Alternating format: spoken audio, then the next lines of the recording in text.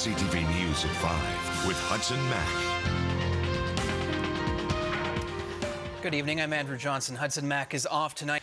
More rough waters ahead for BC Ferries as it hits a new low. The company is reporting a net loss of $16.5 million for the fiscal year after a drop in vehicle and passenger traffic. BC Ferries says vehicle traffic on its ships has dropped 3.5%, the lowest it's seen in 13 years. Passenger traffic isn't faring any better, dipping to a 21-year low, and the system is leaking money. The company reported a net loss of $16.5 million for the year ending March 31st, compared to net earnings of $3.8 million the previous year. BC Ferries says the losses come down to the economy, higher fuel costs, and fewer people traveling.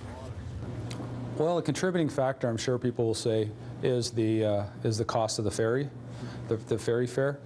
But from everything that we've read and talking to my counterparts around the world who also operate ferry systems, it's really about the world economic crisis that's out there. We're in a sustained recession right now, coupled with the fact that fuel prices at the pump are at historical highs.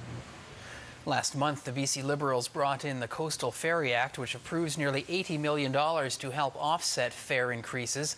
But the province's help comes with a catch. BC Ferries says it will need to make some major changes, including cuts to service. Just minutes after the province's tough drinking and driving laws were brought back into effect, Victoria police say they nabbed a drunk driver. The CRD's Integrated Road Safety Unit set up a roadblock near the Johnson Street Bridge last night and says it had a driver blow over the legal limit only 18 minutes after the new laws went back into effect.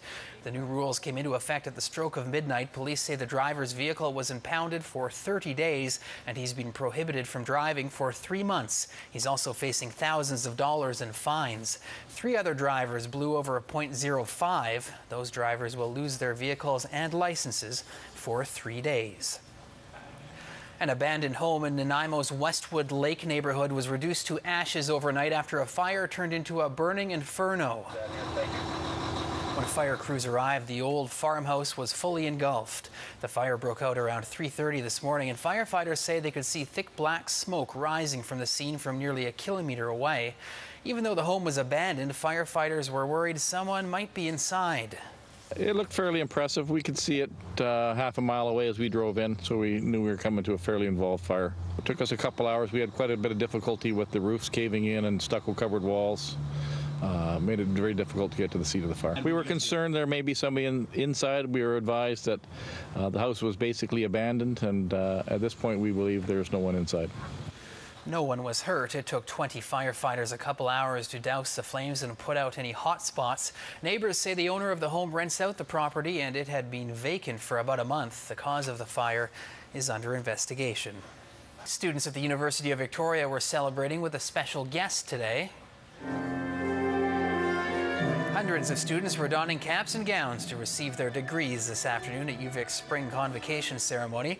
Among the graduates was social activist Jody Patterson, who received an honorary Doctor of Laws. Patterson was recognized for her work as a journalist and her dedication to issues such as social justice, homelessness, and drug addiction.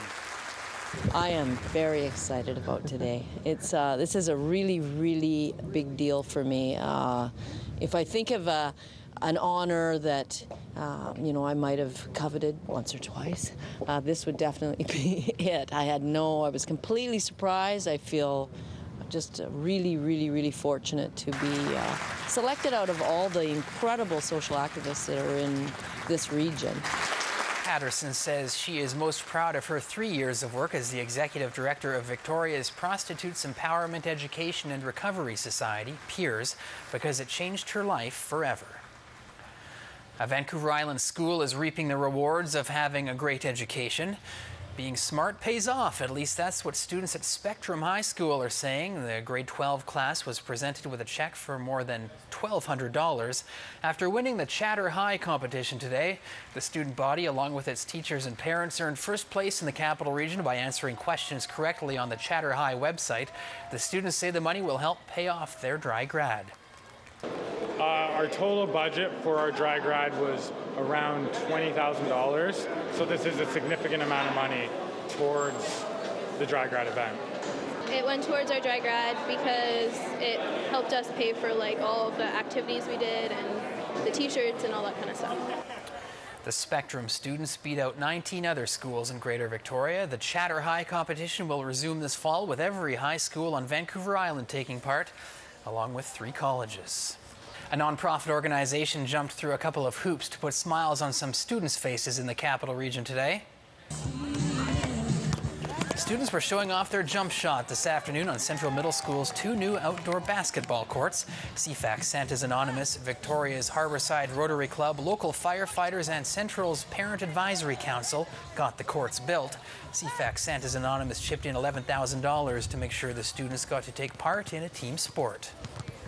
Santa's Anonymous has our special grant program run twice a year. Central Middle School came to us in May of 2011. They needed $11,000 to finish this project, and we stepped up and said, here you go, raise the rest of the funds, and we're here to help you to do this. We encourage groups to come and see us about these types of needs. CTV's Myra Lawrence and Jordan Cunningham were on hand shooting hoops with the kids. You saw Jordan hogging the ball there. The courts are open to the public. The amount you pay for vehicle insurance could soon be changing. ICBC is proposing sweeping changes to the way it sets premiums for basic insurance coverage, but wants to hear from you first. ICBC held an open house in Nanaimo at the Coast Bastion Inn last night. The insurance company is holding province-wide hearings, asking you for feedback on the potential changes. The corporation says the options move toward a pricing system that focuses more on the driver and their driving record. What we're looking at is looking at each individual driver's record and assessing how much of a risk they bring to the system. And if they're a very low-risk driver, if they're not likely to cause a crash, they should be able to pay less for their insurance. If they're driving carelessly and their record shows that, they should pay more for their insurance. If you can't make it to an open house, you can have your say online. Just go to publicengagement.icbc.com. The deadline for feedback is June 22nd. If you're on the highway tomorrow, keep an eye out for Boomer's Legacy Bike Ride. The 5th annual fundraising trek left the Comox Valley early this morning, cycling to Nanaimo. The team made a pit stop outside 19 Wing Comox before making their way toward the Courtney Cemetery to pay their respects at the gravesite of Corporal Andrew Eichenboom. Boomer, as he was known, was a field medic who was killed while serving in Afghanistan.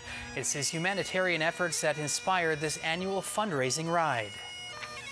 What Boomer's Legacy provides, amongst other things, is some small cap funds, small amount of dollars that can be available to the rank and file soldier, sailor, airman, or airwoman in Afghanistan when they see a need.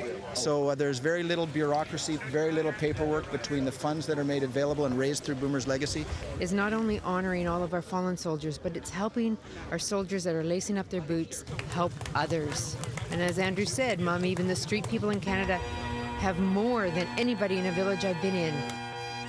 The riders are now in Nanaimo for the night. Bright and early, they'll push their pedals toward the BC Legislature. The team's progress can be followed on Facebook at the group Boomer's Legacy.